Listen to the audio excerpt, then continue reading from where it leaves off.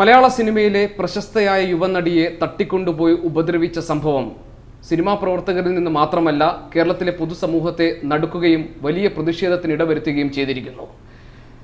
ഈ സംഭവത്തിലെ പോലീസ് അന്വേഷണം ഇപ്പോൾ സിനിമാ പ്രവർത്തകരിലേക്ക് കൂടി കേന്ദ്രീകരിക്കപ്പെടുകയാണ്. ഇതിനിടെയാണ് സിനിമാ രംഗത്തെ ഗുണ്ട മാഫിയ റിയൽ എസ്റ്റേറ്റ് ബന്ധങ്ങളെക്കുറിച്ചുള്ള മുഴുവൻ അന്വേഷണവും പുറത്തു വരേണ്ടതുണ്ട് എന്ന നിലപാടുമായി മന്ത്രി രംഗത്തെത്തിയിട്ടുള്ളത്. ഈ പശ്ചാത്തലത്തിൽ വ്യൂ പോയിന്റിൽ നിന്ന് അതിഥിയായി എത്തുന്നത് സാമൂഹിക രംഗങ്ങളിൽ സജീവമായി ഇടപെട്ടുകൊണ്ടിരിക്കുന്ന മലയാളത്തിൻ്റെ പ്രമുഖ ശബ്ദ കലാകാരി ശ്രീമതി ഭാഗ്യലക്ഷ്മിയാണ്. Madam, a very warm welcome to the show. Shrimati Bhagyalakshmi, ഈ അഭിമുഖത്തിൽ താങ്കൾ കിട്ടിയതിൽ ഒന്നാമത് എനിക്ക് വലിയ സന്തോഷമുണ്ട്. അതിനേക്കാൾ അപ്പുറം താങ്കൾ ഈ അഭിമുഖത്തിലിരിക്കുമ്പോൾ ഈ വലിയ പീഡനത്തിന് അല്ലെങ്കിൽ ഈ വലിയ ഉപദ്രവത്തിന് ഇരയാക്കപ്പെട്ട നമ്മുടെ പ്രിയപ്പെട്ട നടിയെ കണ്ട ശേഷം ആദ്യമായി ഒരു അഭിമുഖം അനുവദിക്കപ്പെടുന്നു എന്ന പ്രത്യേകത ഇതിനുണ്ട്. എനിക്ക് ആദ്യം അറിയാനുള്ളത്, താങ്കൾ പോയി അവരെ കണ്ടപ്പോൾ എന്തൊക്കെ കാര്യങ്ങൾ താങ്കളുമായി അവർ പങ്കുവെച്ചു? ഞാൻ അവിടെ ചെന്നപ്പോൾ അവൾ വളരെ കാമൻ കൂളായിരുന്നു. ഭാഗ്യച്ചി എന്നിങ്ങനെ വിളിച്ചു. എനിക്കൊന്നും ഞാനിങ്ങനെ ഒന്നും ചോദിക്കരുത് കഴിയുന്നതും, കാരണം പലരോടും പറഞ്ഞ് മടുത്തൊരവസ്ഥയിലായിരിക്കും. ഓരോരുത്തരോട് സംസാരിക്കുമ്പോഴും അവൾ കരഞ്ഞുകൊണ്ടായിരിക്കും സംസാരിക്കുന്നത് എന്നൊക്കെ ഞാൻ സങ്കല്പിച്ചിട്ടാണ് അവളുടെ മുമ്പിൽ പോയിരുന്ന്. അപ്പോൾ എന്നെ സംബന്ധിച്ച് അവൾ പറഞ്ഞത്, എന്നെ സംബന്ധിച്ച് ഞാൻ ഇന്ന് അനുഭവിച്ചത് എനിക്കൊരിക്കലും സംഭവിക്കില്ല എന്ന് ഞാൻ വിശ്വസിച്ചിരുന്നു. പക്ഷെ ഞാനും എന്നാൽ ഞാൻ എല്ലാത്തിനും അതീതയാണോ എന്നല്ല, ഞാൻ വളരെ സുരക്ഷിതയായ ഒരു വ്യക്തിയാണെന്ന് ഞാൻ കരുതിയിരുന്നു. കാരണം എനിക്ക് സിനിമാ ലോകത്തിൻ്റെ ഒരു സംരക്ഷണം, പിന്നെ എൻ്റെ ഇപ്പോൾ ഇത്രയും കാലം സിനിമയിൽ അഭിനയിച്ചതിൻ്റെ ഒരു സാമ്പത്തിക സംരക്ഷണം എല്ലാം ഉണ്ട് എന്ന് ഞാൻ അമിതമായി വിശ്വസിച്ചിരുന്നു. ഒന്നുമല്ല, എവിടെയും സ്ത്രീ സുരക്ഷിതയല്ല എന്നൊരു ഭയം അല്ല, ഒരു അറപ്പും വെറുപ്പും ഒക്കെ എനിക്ക് തോന്നുന്നു. ഈ നടന്ന കാര്യത്തിൽ എനിക്ക് തലകുനിക്കാൻ എനിക്ക് തോന്നുന്നില്ല. കാരണം ഞാനെന്തിനു തലകുനിക്കണം? ഞാനൊരു തെറ്റും ചെയ്തിട്ടില്ല. തലകുനിക്കേണ്ടവരെ ആരെങ്കിലുമൊക്കെ സംരക്ഷിക്കുമോ എന്നെനിക്ക് ഭയം തോന്നുന്നു എന്ന് വളരെ പ്രാക്ടിക്കലായിട്ട് വളരെ തൻ്റെ ഇടത്തോടു കൂടി സംസാരിക്കുന്ന ഒരു പെൺകുട്ടിയെ കണ്ട് ഞാൻ ഇങ്ങനെ അത്ഭുതപ്പെട്ട് ഞാനിങ്ങനെ ഇരുന്നു ആ കുട്ടിയെ നോക്കി. നിങ്ങൾക്കിടയിലുണ്ടായ സംഭാഷണത്തെക്കുറിച്ച് ചോദ്യങ്ങൾ ചോദിക്കുന്നതിലും എനിക്ക് ചില പരിമിതികളുണ്ട്. അതിന് മുഴുവൻ കാര്യങ്ങൾ തുറന്നു പറയുന്നതിൽ താങ്കൾക്കും ചില പരിമിതികൾ ഉണ്ടാകുമെന്ന് എനിക്കറിയാം. എങ്കിലും ഇതുമായി ബന്ധപ്പെട്ട് പലതരത്തിലുള്ള അഭ്യൂഹങ്ങളും പലതരത്തിലുള്ള കെട്ടുകഥകളും വ്യാപകമായി പ്രചരിക്കപ്പെടുന്നുണ്ട്. അത്തരം കഥകളെ, ഉദാഹരണത്തിന് ഇത് മലയാള സിനിമയിലെ ഒരു പ്രധാനപ്പെട്ട നടനിലേക്ക് ഈ അന്വേഷണങ്ങളെല്ലാം കേന്ദ്രീകരിക്കപ്പെടുന്നു എന്ന വാർത്ത പുറത്തു വരുന്നുണ്ട്. ആ തരത്തിലുള്ള കഥകളെ ഏതെങ്കിലും തരത്തിൽ ന്യായീകരിക്കുന്ന എന്തെങ്കിലും സൂചനകൾ ഇരയാക്കപ്പെട്ട നടി താങ്കൾക്ക് നൽകിയോ? ആ കുട്ടി എൻ്റെ അടുത്ത് പറഞ്ഞത്, ഞാൻ അങ്ങനെ വിശ്വസിക്കരുത് എന്ന് ആഗ്രഹിക്കുന്ന ഒരാളാണ്. കാരണം എന്നെ ആ കുട്ടി ഓപ്പണായിട്ട് പറഞ്ഞു, എന്നെ സിനിമയിൽ നിന്ന് ഒരുപാട് ഒഴിവാക്കിയിട്ടുണ്ട്. അത് പറഞ്ഞു. ഒരുപാട് എന്നെ ഒരുപാട് സിനിമയിൽ നിന്ന് ഒഴിവാക്കിയിട്ടുണ്ട്. അതേ ചൊല്ലി പലയിടങ്ങളിലും സംസാരം നടന്നിട്ടുണ്ട്. അതൊക്കെ സത്യമാണ്. പക്ഷേ ഇങ്ങനെ ഒരു ക്രൂരകൃത്യം ചെയ്യാൻ കൂട്ടുനിൽക്കും എന്ന് ഞാൻ വിശ്വസിക്കുന്നില്ല എന്നാണ് പറഞ്ഞത് എൻ്റെ അടുത്ത്. അത് അങ്ങനെ തന്നെ ആയിരിക്കണേ എന്ന് ഞാൻ പ്രാർത്ഥിക്കുന്നു. ആ ഒരു ചെറിയ വിശ്വാസം പോലും ഇല്ലാതെ ആവരുതേ എന്ന് ഞാൻ ആഗ്രഹിക്കുന്നു എന്നാണ് ആ കുട്ടി പറഞ്ഞത്. പൾസർ സുനിയാണ് ഇതിനകത്തുള്ള മെയിൻ കൾപ്രിറ്റ്, അതായത് മുഖ്യപ്രതി സുനിയാണ് ഇതെല്ലാം ചെയ്തിട്ടുള്ളത്. സുനി എന്താണ് ഈ നടിയോട് പറഞ്ഞത്? ആ കുട്ടി എൻ്റെ അടുത്ത് പറഞ്ഞത്, സുനി ആദ്യം 2 പേര് കയറി ആ കുട്ടിയുടെ കൈ മുറുകെ പിടിച്ചു. അപ്പോൾ എന്താണ് എന്ന് ചോദിച്ചപ്പോൾ, ചേച്ചി പേടിക്കണ്ട, ചേച്ചിക്കെതിരെ ഒന്നും അല്ല നമ്മൾ വന്നിരിക്കുന്നത്, ഡ്രൈവർക്കെതിരെയാണെന്ന്. അങ്ങനെയാണെങ്കിൽ നിങ്ങൾ ഡ്രൈവറിനെ പോയി പിടിച്ചവർ. അപ്പോൾ ആദ്യം പിടിച്ചപ്പോൾ ഇവളൊന്ന് ഭയന്നു. അവരങ്ങനെ പറഞ്ഞപ്പോൾ ഇവളൊന്ന് തണുത്തു. കുറച്ച് കഴിഞ്ഞ് അപ്പോൾ വണ്ടി ഓൾറെഡി മൂവ് ചെയ്ത് തുടങ്ങി. ഒരു വണ്ടി ഓടിക്കുന്ന ആളും 2 പേരും ഉണ്ടായിരുന്നു. അത് കഴിഞ്ഞാണ് പിന്നെ സുനി കയറിയത്. സുനി കയറിയ ഉടനെ, അയ്യോ എനിക്ക് അറിയാമല്ലോ ഈ ചേട്ടനെ നന്നായിട്ട്. അപ്പം ഞാൻ ചോദിച്ചു, എങ്ങനെയാണ് നിനക്ക് ഇയാളെ പരിചയം എന്ന് ചോദിച്ചാൽ പറഞ്ഞു, ഗോവയിൽ ഏതോ പടത്തിൻ്റെ ഷൂട്ടിംഗ് സമയത്ത് 1 മാസം ഇയാളായിരുന്നു ആ പ്രൊഡക്ഷൻ്റെ ഡ്രൈവർ. അപ്പം അങ്ങനെ എനിക്കറിയാം. അപ്പം അന്നൊന്നും ഇങ്ങനെ ഒരു ഇതാണെന്ന് എനിക്ക് തോന്നിയിട്ടില്ല, ഒരു ക്രിമിനലാണെന്നോ ഒന്നും എനിക്ക് തോന്നിയിട്ടില്ല. അപ്പം പെട്ടെന്ന് പരിചയമുള്ള ഒരാളെ കണ്ടതിൻ്റെ ഒരു ആശ്വാസം എനിക്കുണ്ടായിരുന്നു.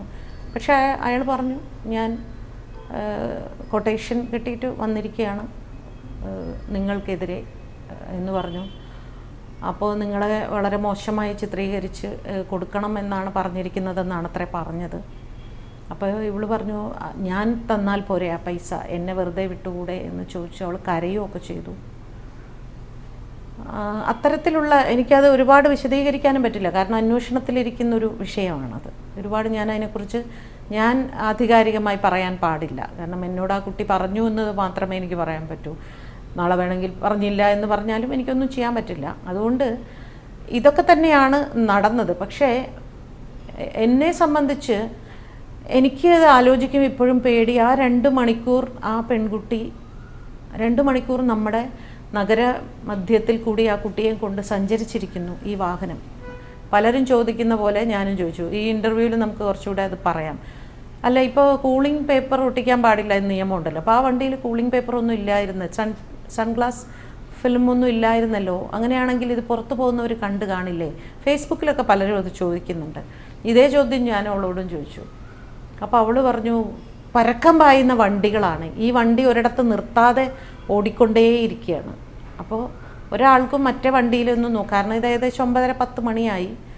ആരും ശ്രദ്ധിക്കുന്നില്ലായിരുന്നു. ഞാൻ ആഗ്രഹിച്ചു ആരെങ്കിലും ഒരാൾ ഈ വണ്ടിയിലേക്ക് തിരിഞ്ഞു നോക്കിയിരുന്നെങ്കിൽ എന്ന് ഞാൻ ആഗ്രഹിച്ചു. എനിക്ക് സത്യത്തിൽ ആ പെൺകുട്ടി ആയതുകൊണ്ട് മാത്രമാണ് ഇത്രയും വലിയൊരു സംഭവം നടന്നിട്ട് ഇപ്പോഴും നമ്മളോട് സംസാരിച്ചു കൊണ്ടിരിക്കുന്നത്. ഒരു സെക്ഷുവൽ അസോൾട്ട് ആണോ, ഒരു അറ്റംപ്റ്റ് ഓഫ് റേപ്പ് ആണോ? എനിക്ക് അത് ആ കുട്ടിയുടെ സമ്മതമില്ലാതെ ഞാൻ അതിനെക്കുറിച്ചൊന്നും പറയാൻ പാടില്ലല്ലോ. കൊട്ടേഷൻ സംഘം ഈ കുട്ടിയെ ആക്രമിക്കാൻ ശ്രമിക്കുമ്പോൾ ഇതൊരു കൊട്ടേഷൻ ആണെന്ന് പറഞ്ഞു. ആര് കൊടുത്ത കൊട്ടേഷൻ, എന്താണ് അവരുടെ ഉദ്ദേശം എന്ന് പറഞ്ഞിരുന്നു? ഒരു സ്ത്രീയാണെന്ന് മാത്രം പറഞ്ഞു എന്നാണ് പറഞ്ഞത്. ഒരു സ്ത്രീയാണ് കൊട്ടേഷൻ തന്നിരിക്കുന്നത്. അത് എനിക്ക് തോന്നുന്നു അവൻ വെറുതെ മനഃപൂർവ്വം തെറ്റായി വഴിതിരിച്ചു വിടാൻ വേണ്ടി പറഞ്ഞതാണോ എന്ന് എനിക്ക് സംശയമുണ്ട്.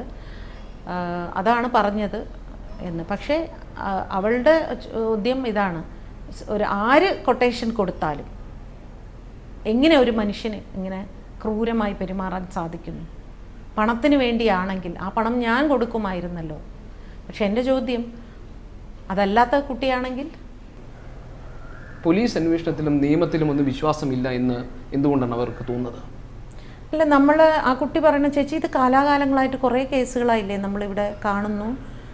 ഇപ്പം നമ്മളെപ്പോഴും ഉദാഹരണം പറയുന്ന കേസുകളാണ് സൂര്യനെല്ലിയും ജിഷയും, അല്ലെങ്കിൽ സൗമ്യയും, വിതുര പെൺകുട്ടിയും, കിളിരൂർ പെൺകുട്ടിയും, ഡൽഹി ഗ്യാങ് റേപ്പ് എല്ലാം നമ്മൾ പറയുന്നുണ്ട്. അപ്പോൾ അതൊക്കെ തന്നെ നമ്മുടെ മുൻപിൽ ഉദാഹരണമായി നിൽക്കുമ്പോൾ നമുക്ക് അതല്ലേ നമുക്ക് സംസാരിക്കാൻ പറ്റൂ. അപ്പോൾ അത് വെച്ചാണ് ആ കുട്ടി പറയുന്നത്, ഇത് ചേച്ചി ഇത് അന്വേഷണം കറക്റ്റ് വഴി കൂടെ പോകുമോ? ഇത് നമുക്ക് നീതി കിട്ടുമോ? എന്നെ അപമാനിച്ച് അവനെ നീതി ശിക്ഷിക്കുമോ? അവൻ അർഹിക്കുന്ന ശിക്ഷ തന്നെ കൊടുക്കുമോ? അതോ ഗോവിന്ദച്ചാമി പോലെ നല്ല ഭക്ഷണവും നല്ല പാർപ്പിടവും നല്ല ജീവിത സൗകര്യങ്ങളും കൊടുത്ത് അവനെ സംരക്ഷിക്കുമോ എന്നാണ് ആ കുട്ടി ചോദിക്കുന്നത്. പ്രധാന നടൻ എന്ന പേരിൽ ഒരാൾക്കെതിരെ ഇപ്പോൾ ഒരുപാട് വാർത്തകൾ പുറത്തു വരുന്നുണ്ട്. ആ നടനിലേക്ക് അന്വേഷണം എത്താൻ പാകത്തിലുള്ള എന്തെങ്കിലും സൂചനകൾ പോലീസിന് നൽകിയ മൊഴിയിൽ ഉൾപ്പെട്ടിട്ടുണ്ടോ? ആ കുട്ടി പറഞ്ഞു, ഞാൻ അങ്ങനെ കൊടുത്തിട്ടൊന്നുമില്ല. കാരണം ഞാൻ നേരത്തെ പറഞ്ഞ മാതിരി സംശയിക്കരുത് എന്ന് തന്നെയാണ് ഞാൻ ആഗ്രഹിക്കുന്നത്. അങ്ങനെ ആവില്ല എന്ന് ഉറച്ചു വിശ്വസിക്കുന്നതുകൊണ്ട് ഞാൻ അങ്ങനെ പറഞ്ഞിട്ടില്ല എന്നാണ് പറഞ്ഞത്. എന്തുകൊണ്ടാണ് ഇതുപോലെ മലയാള സിനിമയിൽ ഒരു പ്രമുഖ നടിക്ക് ഇതുപോലൊരു അനുഭവം ഉണ്ടായതെന്നാണ് താങ്കൾ കരുതുന്നത്?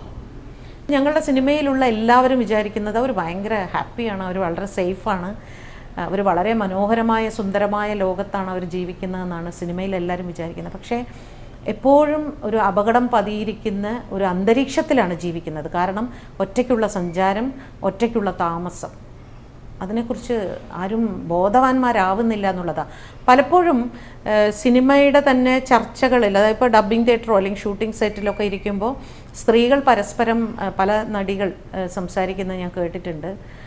ഇങ്ങനെ, അയ്യോ ആ മേക്കപ്പൻ ഭയങ്കര പ്രശ്നക്കാരനായിരുന്നു കേട്ടോ, അവനിങ്ങനെ ഒരു ദിവസം ഞാൻ ഡ്രസ് ചെയ്യുമ്പോൾ ഇങ്ങനെ ഒളിഞ്ഞു നോക്കും, പിന്നെ ഞാൻ ഓർഡറാന്ന് പറഞ്ഞ് ഓട്ടിച്ച് വിട്ടു, അവൻ്റെ ഉള്ളിലൊരു ക്രിമിനലുണ്ട്.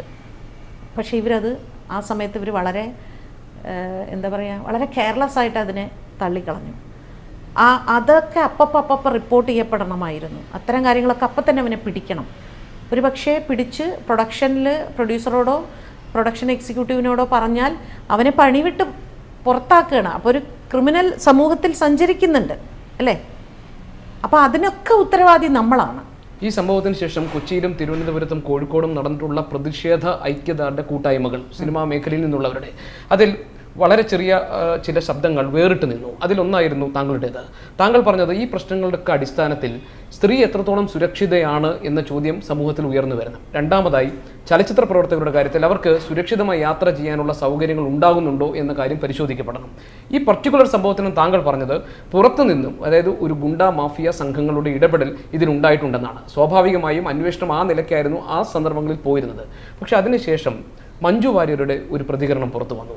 അതിൽ അവർ പറയുന്നത്, എല്ലാ കാലത്തും ഇങ്ങനെ പ്രൊഡക്ഷൻ ഡ്രൈവർമാരുടെ കൂടെ ഞങ്ങൾക്ക് പോകേണ്ടി വന്നിട്ടുണ്ട്, അർദ്ധരാത്രിയിൽ അസമയത്തൊക്കെ. പക്ഷേ ഞങ്ങൾ വളരെ സുരക്ഷിതരായിരുന്നു, വളരെ മാന്യമായ പെരുമാറ്റമാണ് ഉണ്ടായിട്ടുള്ളത്. ഈ വിഷയത്തിൽ ഇത് ആസൂത്രിതമായ ഒരു നീക്കം ഇതിന് പിന്നിൽ നടന്നിട്ടുണ്ട്. അവരെ ബോധപൂർവം ടാർഗറ്റ് ചെയ്തതാണ്.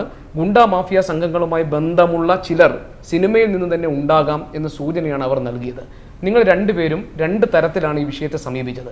പോലീസ് അന്വേഷണവും ചലച്ചിത്ര പ്രവർത്തകരിലേക്ക് കേന്ദ്രീകരിക്കപ്പെടുകയാണ്. എന്തുകൊണ്ടാണ് ഇത് സംഭവിച്ചത്? എനിക്ക് തോന്നുന്നു ഒരു അഭിനേത്രി എന്നുള്ള നിലയിൽ ഒരുപക്ഷെ ഷൂട്ടിംഗ് സ്ഥലവുമായി ബന്ധപ്പെട്ട് മഞ്ജുവിന് കുറെ കൂടെ ആളുകളുമായിട്ടുള്ള അവിടെ സഞ്ചരിക്കുന്നവർ ആരൊക്കെയാണ് ഓരോരുത്തർക്ക് ചുറ്റിലും. പക്ഷെ ഞാൻ അത്രമാത്രം ഷൂട്ടിംഗ് ഫ്ലോറുകളിൽ സഞ്ചരിച്ചിട്ടുള്ള ഒരാളല്ല. സിനിമാക്കാരെ താങ്കൾ സംശയിക്കുന്നില്ലേ? ഞാൻ ഇതിങ്ങനെ കേൾക്കുന്നത് വെച്ച്, കാരണം നമ്മളെല്ലാം കേൾക്കുന്നത് എവിടെ കൂടെയാണ്? നമ്മൾ ടെലിവിഷനിൽ കൂടെയും ഫേസ്ബുക്കിൽ സോഷ്യൽ മാധ്യമങ്ങളിൽ കൂടെയാണ് നമ്മളിത് കേൾക്കുന്നത്. പോലീസിൻ്റെ ഭാഗത്ത് നിന്ന് എന്തെങ്കിലും ഒന്ന് വന്നു, അല്ലാതെ നമ്മൾ എങ്ങനെയാണ് ഇത് പറയുന്നത്? നമ്മളങ്ങനെ പറയാൻ പാടുണ്ടോ? പറഞ്ഞാൽ തന്നെ അതൊരു പക്ഷേ നാളെ അസത്യമാണെങ്കിൽ അത് ബാധിക്കുന്ന ഒരു മനുഷ്യനുണ്ട്. ഇനി സത്യമാണെങ്കിൽ തീർച്ചയായും ഞാൻ ആരാണോ തെറ്റ് ചെയ്ത് അയാൾക്കെതിരായി തന്നെ പ്രവർത്തിക്കുന്ന ഒരാളാണ് ഞാൻ. എൻ്റെ ചോദ്യം, മഞ്ജു വാര്യർ ഈ പ്രശ്നത്തെ കൊണ്ടുചെന്ന് എത്തിക്കാൻ ശ്രമിച്ചത്, അല്ലെങ്കിൽ അവർ പറഞ്ഞതിനകത്ത് വായിക്കാൻ പറ്റുന്നത്, ഇതിന് സിനിമാ മേഖലയുമായി ഏതൊക്കെയോ അർത്ഥത്തിൽ ബന്ധമുണ്ട് എന്നതാണ്. മറുഭാഗത്ത് ഒരു പ്രമുഖ നടനെ ചോദ്യം ചെയ്തു എന്നുള്ള വാർത്തകൾ പുറത്തു വരുന്നു.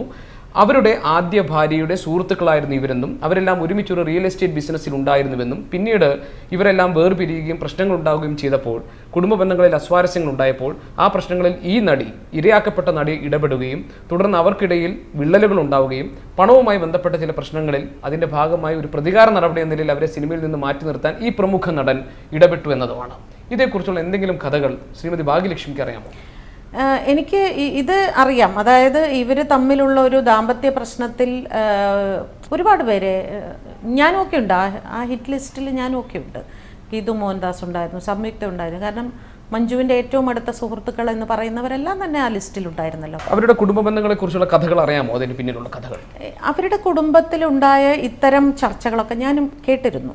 ഈ പറയുന്ന നടിയുമായി ബന്ധപ്പെട്ടതും അതിൻ്റെ പേരിലുണ്ടായ വിവാദങ്ങളും ശത്രുതയും ഒക്കെ ഞാനും കേട്ടിരുന്നു. അന്ന് ഈ പെൺകുട്ടി തന്നെ എന്നോട് ഒരുപാട് സങ്കടം പറഞ്ഞിട്ടുണ്ട്. ചേച്ചി, എൻ്റെ ആ പടം കട്ട് ചെയ്തു, എൻ്റെ ഈ പടം കട്ട് ചെയ്തു എന്നൊക്കെ വളരെ വളരെ ദയനീയമായിട്ടും വളരെ ദേഷ്യത്തിലുമൊക്കെ ഇങ്ങനെ പറഞ്ഞിരുന്നു. എന്തിനാണ് ഇങ്ങനെ എന്നെ ദ്രോഹിക്കുന്നത്, ഞാൻ എന്ത് തെറ്റ് ചെയ്തിട്ടാണ് എന്നൊക്കെ ഇങ്ങനെ പറയുന്നുണ്ടായിരുന്നു. അപ്പോൾ നമ്മളിപ്പോഴും അതിൻ്റെയൊക്കെ പേരിൽ ഇങ്ങനെയൊക്കെ വരുമോ എന്നൊക്കെയാണ് ഞാൻ ചിന്തിക്കുന്ന. സ്വാഭാവികമായിട്ട് ഇപ്പോൾ ചിലർക്ക് അങ്ങനെ ദേഷ്യം, അവർ പറഞ്ഞിട്ടാണ് എൻ്റെ കുടുംബത്തിൽ വിള്ളലുണ്ടായത് എന്ന് സഹജമായ ദേഷ്യവും വൈരാഗ്യവും ഒക്കെ ഉണ്ടാവാം. പക്ഷെ അത് ഒരു ക്രൂരതയിലേക്ക് പോകും എന്ന് ഇപ്പോഴും ഞാൻ വിശ്വസിക്കുന്നില്ല. സിനിമാ മേഖലയിലുള്ള രണ്ട് പേരിലേക്ക് അന്വേഷണം നീളുന്നു എന്ന അർത്ഥത്തിലാണ് ഇപ്പോൾ ഇന്ന് പുറത്തു വന്നിരിക്കുന്ന വാർത്തകൾ. ഒന്ന്, ആലുവയിൽ ഒരു പ്രമുഖ നടൻ്റെ വീട്ടിലെത്തി ആ നടനെ മഫ്റ്റിയിലെത്തിയ പോലീസ് ഉദ്യോഗസ്ഥർ ചോദ്യം ചെയ്തു എന്നതൊന്ന്. രണ്ടാമത്, യുവനടനും സംവിധായകനുമായ ഒരാളുടെ ഫ്ളാറ്റിൽ നിന്ന് ഇതിലെ പ്രധാനപ്പെട്ട പ്രതികളിൽ ഒരാൾ, ഇനി അറസ്റ്റിലാകാനുള്ള 2-3 പേരേ ഉള്ളൂ, അതിൽ ഒരാളെ പോലീസ് പിടികൂടി എന്നതാണ്.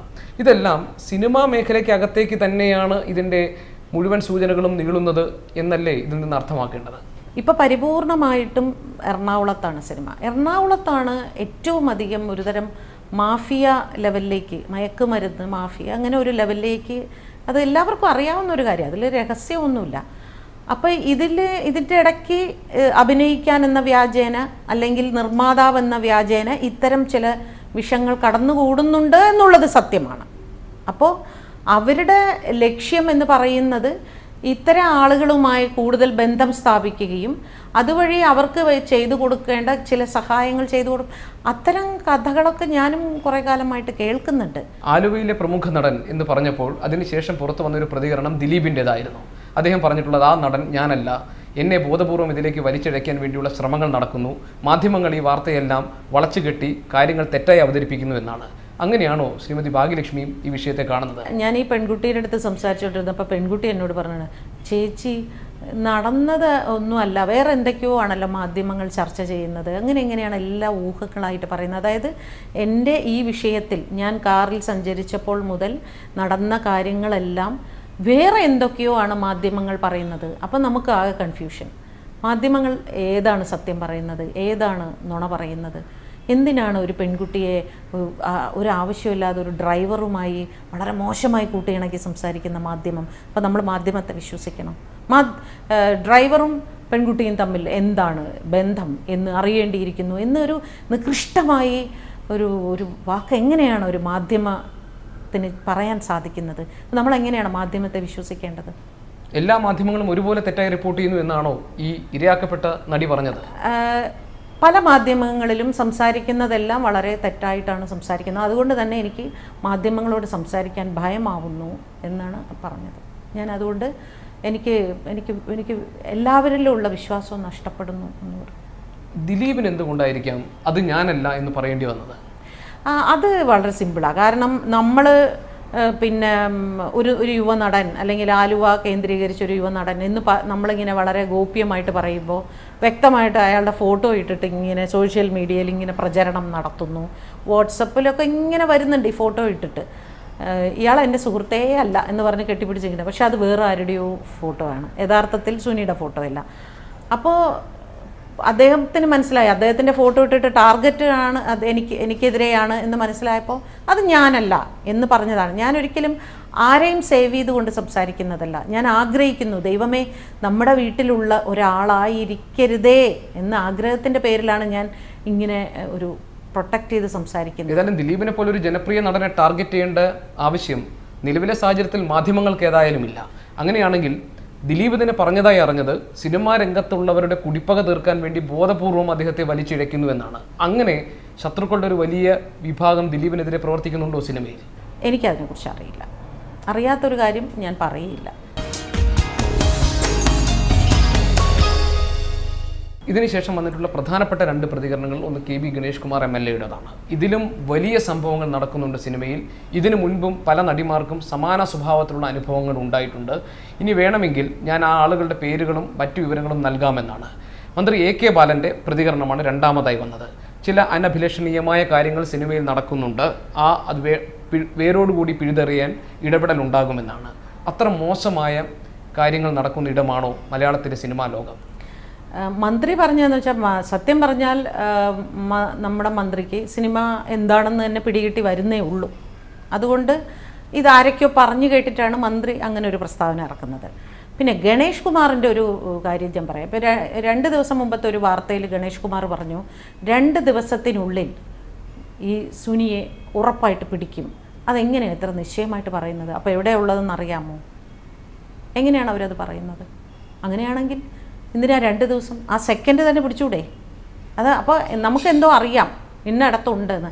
അപ്പം ഇതൊക്കെ വെറുതെ എന്തെങ്കിലുമൊക്കെ പറയാൻ വേണ്ടി പറയുന്നതായിട്ടാണ് എനിക്ക് തോന്നുന്നത്.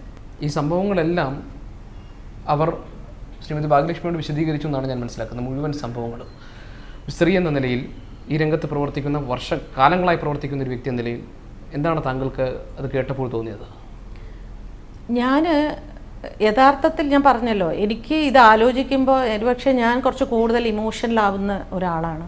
ഇത് സംസാരിക്കുമ്പോൾ തന്നെ ഞാൻ ആദ്യം എനിക്ക് കരച്ചിലാണ് വരുന്നത്. കാരണം ആ ഒരു സിറ്റുവേഷനിൽ ഒന്നും ചെയ്യാൻ പറ്റാതിരിക്കുന്ന ഒരു സ്ത്രീയുടെ ഒരു അവസ്ഥ ഞാനിങ്ങനെ സങ്കല്പിക്കുകയാണ്. അപ്പോൾ ഞാൻ അവളുടെ മുമ്പിൽ കരയരുത്, കാരണം ഞാൻ കരഞ്ഞാൽ അയ്യേ ഭാഗ്യേച്ചി എനിക്ക് ധൈര്യം തരാൻ വന്ന ഭാഗ്യേച്ചിയാണോ കരയുന്നതെന്ന് പറഞ്ഞാൽ അവിടെ എല്ലാം തീർന്നു. അതുകൊണ്ട് ഞാൻ അവിടെ അതെ നീ അങ്ങനെ തന്നെ, നീ ഈ ഉറച്ച തീരുമാനത്തിൽ തന്നെ നിൽക്കണം, നീ ധൈര്യമായിരിക്കണം, നിൻ്റെ പിന്നിൽ ഈ കേരള സമൂഹം മുഴുവനുണ്ട്, കേരളത്തിലെ സകല സ്ത്രീകളും നിൻ്റെ പിന്നാലെ ഉണ്ട് എന്നിങ്ങനെ പറഞ്ഞ് കാറ് കയറിയിട്ട് ഞാനിതിങ്ങനെ ഇവൾ പറഞ്ഞത് മുഴുവനും റിവൈൻഡ് ചെയ്യുമ്പോഴും എൻ്റെ കണ്ണിങ്ങനെ നിറയുന്നുണ്ട്. ഇവിടെ വന്ന് 1-2 പേര് ചോദിച്ചപ്പോൾ ഞാൻ അവരോട് സംസാരിക്കുമ്പോൾ ഞാൻ കരഞ്ഞുകൊണ്ടാണ് സംസാരിക്കുന്നത്. സ്ത്രീത്വത്തെ അപമാനിക്കുന്ന തരത്തിലുള്ള അത്രയും ക്രൂരമായ ഉപദ്രവമാണോ നടിക്ക് മേലുണ്ടായത്? അതെ. സമാനമായ ഒരു അനുഭവം മേനകയ്ക്കുണ്ടായതായി അവരുടെ ഭർത്താവും നിർമ്മാതാവുമായ സുരേഷ് പറഞ്ഞിട്ടുണ്ട്. അന്ന് ഇതെല്ലാം പോലീസിനെ അറിയിച്ചപ്പോൾ കാര്യങ്ങളൊന്നും വേണ്ട രീതിയിൽ മുന്നോട്ട് പോയില്ല, മതിയായ അന്വേഷണം ഉണ്ടായില്ല എന്നാണ്. ഇതുപോലെ അവരെ തട്ടിക്കൊണ്ടു പോകുന്ന സ്വഭാവത്തിൽ പല സ്ഥലങ്ങളിലും കൊണ്ടുപോയി കറക്കി, മറ്റ് പീഡനങ്ങൾ ഉണ്ടായതായല്ല ഞാൻ പറയുന്നത്, മറ്റ് പല ഇടങ്ങളിൽ കൊണ്ടുപോയി ഒരു സ്ഥലത്ത് കൊണ്ടുപോയി ഇറക്കി ആകെ ഒരു കൺഫ്യൂഷൻ്റെ അന്തരീക്ഷം ഉണ്ടായി എന്നാണ്. പോലീസ് ഒന്നും ചെയ്തില്ല എന്നാണ്. താങ്കൾ നേരത്തെ പറഞ്ഞു ഈ പ്രശ്നത്തിലും ഇവിടെ ഈ പറയുന്ന പൾസർ സുനിയെ സഹായിക്കുന്ന മറ്റേതോ ഒരു ഉയർന്ന ഹസ്തം എവിടെയോ ഉണ്ട് എന്ന്. ഇതെല്ലാം എന്തുകൊണ്ട് ഇങ്ങനെ ആവർത്തിച്ച് സംഭവിക്കുന്നു? എന്തുകൊണ്ട് ഇപ്പോൾ ഇനിയിപ്പോൾ സുനി പിടിയിലായാലും ഇതിൻ്റെ പിന്നിൽ നിൽക്കുന്ന യഥാർത്ഥ വ്യക്തി പിടിക്കപ്പെടുമെന്നുള്ള ഒരു തോന്നൽ ഈ മുൻ അനുഭവങ്ങളുടെ പശ്ചാത്തലത്തിലുണ്ടോ? ഞാൻ സുരേഷിനോട് ചോദിച്ചു, എന്തുകൊണ്ട് നിങ്ങൾ അപ്പോൾ തന്നെ അവനെ ഓടിച്ചിട്ട് പിടിച്ചില്ല? അല്ല, അവൻ ആരാണെന്ന് അറിയില്ലായിരുന്നു. ഞാൻ ഒന്നും മിണ്ടിയില്ല. അവിടെ തിരക്കുന്ന ഞാൻ വീട്ടിൽ വന്ന് ഞാനിങ്ങനെ ആ കോൺവെർസേഷൻ ആലോചിച്ച് നോക്കുമായിരുന്നു. മേനകയും കൊണ്ട് അവൻ 2-3 വട്ടം ചുറ്റി. മേനക ഉടനെ സുരേഷിനെ വിളിച്ച് പറഞ്ഞു. അപ്പോൾ അവൻ പെട്ടെന്ന് മേനകയെ ആ സ്ഥലത്ത് കൊണ്ട് ഇറക്കി വിട്ടിട്ട് പോയി. വേണമെങ്കിൽ ഇത് ഏത് വണ്ടി എന്ന് അന്വേഷിക്കാം. ആരാണ് ഈ വണ്ടി? എന്തായാലും മേനക വഴിയിൽ നിന്ന് ഒരു ടാക്സി പിടിച്ച് കയറിയതല്ലല്ലോ, ആരോ അറേഞ്ച് ചെയ്ത് കൊടുത്ത ടാക്സി ആണല്ലോ. അപ്പോൾ നിങ്ങൾ ആരെയാണ് അറേഞ്ച് ചെയ്തത്? നമുക്ക് ട്രേസ് ചെയ്യാൻ എളുപ്പമാണ്. പക്ഷെ എന്തുകൊണ്ട് അത് ചെയ്തില്ല? അപ്പോൾ ഇത് ഒരുപക്ഷെ മനഃപൂർവ്വമല്ലായിരിക്കാം, പക്ഷെ നമ്മൾ നിസ്സാരമെന്ന് കരുതുന്നതെല്ലാം വലിയൊരു അപകടമായിരുന്നു എന്നുള്ളത് തിരിച്ചറിവ് വളരെ വൈകിയാണ് നമുക്കുണ്ടാവുന്നത്. അത് പുറമേ നമ്മൾ നോക്കുമ്പോഴുള്ളൊരു തിളക്കം സിനിമ ലോകത്തിനകത്തെ ജീവിതങ്ങൾക്കില്ല എന്നാണ് പലപ്പോഴും പലരും രഹസ്യമായിട്ടെങ്കിലും സമ്മതിച്ചിട്ടുള്ളത്. അതിൽ പ്രധാനമായി പറയുന്നത് താരാധിപത്യം ഉണ്ടാക്കുന്ന പ്രശ്നങ്ങളാണ്. എല്ലാ കാര്യങ്ങളും താരങ്ങൾ തീരുമാനിക്കുന്നു, അവർ അതിൻ്റെ കേന്ദ്രശക്തിയായി നിൽക്കുന്നു. ഏത് നടി അഭിനയിക്കണം, ഏതൊക്കെ മറ്റ് ആർട്ടിസ്റ്റുകൾ വേണം, കഥ എങ്ങനെയായിരിക്കണം, ക്ലൈമാക്സ് എങ്ങനെയായിരിക്കണം, ആരൊക്കെ വേണം എന്നൊക്കെ. അതേപോലെ ഒരു താരശോഭയുള്ള നടനിലേക്ക് കേന്ദ്രീകരിച്ചാണ് ഈ അന്വേഷണങ്ങളും പോകുന്നത്. ഇവരെല്ലാം സ്വന്തം താല്പര്യങ്ങൾ സംരക്ഷിച്ചുകൊണ്ട് അതിനനുസൃതമായി മുഴുവൻ കാര്യങ്ങളും മെനഞ്ഞെടുക്കുന്ന ഒരു രീതിയാണോ സിനിമയിലുള്ളത്? സിനിമയിൽ താരാധിപത്യം ഉണ്ടെന്നുള്ളത് വളരെ സത്യമായ ഒരു കാര്യമാണ്. എല്ലാ കാര്യങ്ങളും അവരുടെ ഒരു കൈപ്പിടിയിൽ തന്നെയാണ് സംഭവിച്ചുകൊണ്ട് പോകുന്നത്. പക്ഷേ അതിനെ വകവയ്ക്കാതെ പോകുന്ന വ്യക്തികൾ ഗ്രാജുവലി ഇൻഡസ്ട്രിയിൽ നിന്ന് ഇല്ലാതെയും ആകും. അവർ ഒറ്റപ്പെട്ടു പോകും. കേരളത്തിലെ പ്രമുഖ നടിമാർ ഉൾപ്പെടെയുള്ളവർ പല രീതിയിൽ കോംപ്രമൈസ് ചെയ്തിട്ടാണോ സിനിമയിൽ നിലനിൽക്കുന്നത്? കോംപ്രമൈസ് എന്ന് വെച്ചാൽ അതിനൊരു വേറൊരു രീതിയിൽ അതിനെ കോംപ്രമൈസ് എന്ന് കാണാൻ പറ്റില്ല. അതിപ്പോൾ സിനിമയിലെന്നല്ലല്ലോ, അതെല്ലാ മേഖലയിലും ഇല്ലേ. നമ്മൾ ചോദിക്കട്ടെ, ചികിത്സാ രംഗത്ത് നഴ്സുമാർ ഒരുപാട് പേര് അങ്ങനെ ചെയ്യേണ്ടി വരുന്നുണ്ട്. സർക്കാർ ഉദ്യോഗസ്ഥകൾ, നമ്മൾ എല്ലാ തൊഴിലിടങ്ങളിലും എന്ന് വേണമെങ്കിൽ പറയാം, എല്ലാ സ്ത്രീകൾ പ്രവർത്തിക്കുന്ന എല്ലാ തൊഴിലിടങ്ങളിലും ചൂഷണം ചെയ്യാൻ ആളുകൾ തയ്യാറായി നിൽക്കുന്നുണ്ട്. ആ ചൂഷണത്തിന് വശംവദരാകണോ വേണ്ടയോ എന്ന് തീരുമാനിക്കുന്ന 2 വിഭാഗമുണ്ട്. ചിലർ ആത്മവിശ്വാസമില്ലാത്തവരാണെങ്കിൽ ആ ചൂഷണത്തിന് വിധേയരാകുന്നു. ചിലർ ഇല്ല, എനിക്കിത് താല്പര്യമില്ല എന്ന് പറയുമ്പോൾ അവർ പുറത്താക്കപ്പെടുന്നു. ഇപ്പോൾ ഉണ്ടായിട്ടുള്ള ഈ പ്രതിഷേധ കൂട്ടായ്മകളൊക്കെ അതിലെല്ലാം അമ്മ വളരെ സ്ട്രോങ് ആയിട്ട് നിൽക്കുന്നുണ്ട്. ആ പെൺകുട്ടിയോട് കോടതിയിൽ പോകാൻ പറയുന്നു, കേസ് കൃത്യമായി മുന്നോട്ട് പോകാൻ പറയുന്നു, ഏത് നിലയ്ക്കും എല്ലാ തരത്തിലുള്ള ധാർമ്മിക പിന്തുണയും അമ്മ ഓഫർ ചെയ്യുന്നുണ്ട്. അതേസമയം നിർഭാഗ്യവശാൽ ഇതിൻ്റെ അങ്ങേയറ്റത്ത് നിൽക്കുന്ന വ്യക്തി ഏതെങ്കിലും നിലയ്ക്ക് സിനിമാ രംഗവുമായി ബന്ധമുള്ള ഒരാളാണെന്നിരിക്കട്ടെ, അത്തരമൊരു സന്ദർഭത്തിൽ അവർ ഈ പറയുന്ന മാതിരി അഭ്യൂഹങ്ങൾ ഏതെങ്കിലും നിലയ്ക്ക് ശരിയായി മാറിയാൽ അമ്മ അവിടെ കൃത്യമായ ഒരു നിലപാടെടുത്ത് ഇരയാക്കപ്പെട്ട വ്യക്തിക്കൊപ്പം നിൽക്കും എന്ന പ്രതീക്ഷ ശ്രീമതി ഭാഗ്യലക്ഷ്മിക്കുണ്ടോ? സംശയമാണ്. ഒരുപക്ഷെ സിനിമയിൽ ഒന്നുമാകാത്ത ഒരു പെൺകുട്ടിക്കാണ് ഇങ്ങനെ ഒരു അവസ്ഥ വന്നിരുന്നതെങ്കിൽ ഇത്രയേറെ പ്രതിഷേധം ഉണ്ടാകുമോ എന്നെനിക്ക് സംശയമുണ്ട്. ഈ ഇരയാക്കപ്പെട്ട യുവനടിയുടെ മാനസികാവസ്ഥ ഇപ്പോഴെങ്ങനെയാണ്? അത്ഭുതപ്പെടുത്തുന്ന ഒരു ധൈര്യത്തിലാണ് നിൽക്കുന്നത്. എനിക്ക് തോന്നുന്നു ആ കുട്ടിയുടെ ഇപ്പോഴത്തെ നിലപാട് ഇതൊരു വലിയൊരു ചരിത്രമുണ്ടാക്കാൻ സാധ്യതയുണ്ട് എന്ന് എനിക്ക് തോന്നുന്നു. പക്ഷേ അതിന് നമ്മളെല്ലാം അവളോടൊപ്പം ശക്തമായി നിൽക്കണം. നമ്മളാരും അവളെ തളർത്തരുത്. കാരണം അവളുടെ പോരാട്ടം അവൾക്ക് വേണ്ടി മാത്രമല്ല, കേരളത്തിലുള്ള എല്ലാ സ്ത്രീ സമൂഹത്തിന് വേണ്ടിയാണ്. കുഞ്ഞുങ്ങൾ ഇവിടെ പ്രായവ്യത്യാസമില്ലാതെയാണ് പീഡിപ്പിക്കപ്പെടുന്നത്. അപ്പോൾ ആ കുഞ്ഞിന് വേണ്ടിയും പെൺകുട്ടിക്ക് വേണ്ടിയും അമ്മയ്ക്ക് വേണ്ടിയും വൃദ്ധകൾക്ക് വേണ്ടിയുമാണ് അവൾ ഈ പോരാട്ടം നടത്തിക്കൊണ്ടിരിക്കുന്നത്. ആ പോരാട്ടം ഒരു വലിയ വിജയത്തിലേക്ക് എത്താൻ നമ്മൾ അവളോടൊപ്പം ശക്തിയായി നിൽക്കണം. ദയവ് ചെയ്ത് അവളെക്കുറിച്ച് മോശമായ കമൻറ്റുകളോ അവളുടെ പൂർവ്വകാല ചരിത്രം കുത്തി ഇളക്കി അവളെ ഒരു ഇതിലേക്ക് കൊണ്ടുവരാൻ ശ്രമിക്കരുത്. അവൾ പറയുന്ന അതാണ്, ഞാൻ വളരെ പോസിറ്റീവായിട്ടാണ് നിൽക്കുന്നത്, എനിക്ക് സംഭവിച്ച ഈ അതിക്രമം അത് എനിക്ക് പുറത്തേക്ക് കൊണ്ടുവരണം, എനിക്ക് അവരെ ശിക്ഷിക്കണം, നിയമത്തിന് മുമ്പിൽ അവരെ കൊണ്ടുവരണം. പക്ഷേ ചെറിയ ചെറിയ ചില നെഗറ്റീവ് കമൻറ്റ് എന്നെ പലപ്പോഴും തളർത്തുന്നു ഭാഗ്യച്ചി എന്ന് പറയുമ്പോൾ, അങ്ങനെ ഒരു പെൺകുട്ടിയെ തളർത്തുമ്പോൾ അത് നിങ്ങൾ തന്നെ നിങ്ങൾക്ക് ശവക്കുഴി തോണ്ടുകയാണെന്ന് ഓരോ വ്യക്തിയും മനസ്സിലാക്കണം. ഈ വിഷയത്തിൽ ശ്രീമതി ഭാഗ്യലക്ഷ്മി ഇനി എങ്ങനെയാണ് ഇടപെടാൻ ഉദ്ദേശിക്കുന്നത്? എനിക്ക് രാഷ്ട്രീയം അറിയില്ല, എനിക്ക് നിയമം അറിയില്ല, എനിക്ക് മനുഷ്യൻ്റെ വേദനയെ മാത്രമേ എനിക്കറിയൂ. പക്ഷേ അതിന് ഈ സമൂഹത്തിൽ യാതൊരു വിലയുമില്ല. എനിക്കറിയില്ല, പക്ഷെ ഞാൻ ഇറങ്ങും. എന്ത് രീതിയിലാണെങ്കിലും ഞാനിതിന് ഇറങ്ങും. ശരിയായ ഇടപെടൽ ഉണ്ടാകട്ടെ. Thank you very much.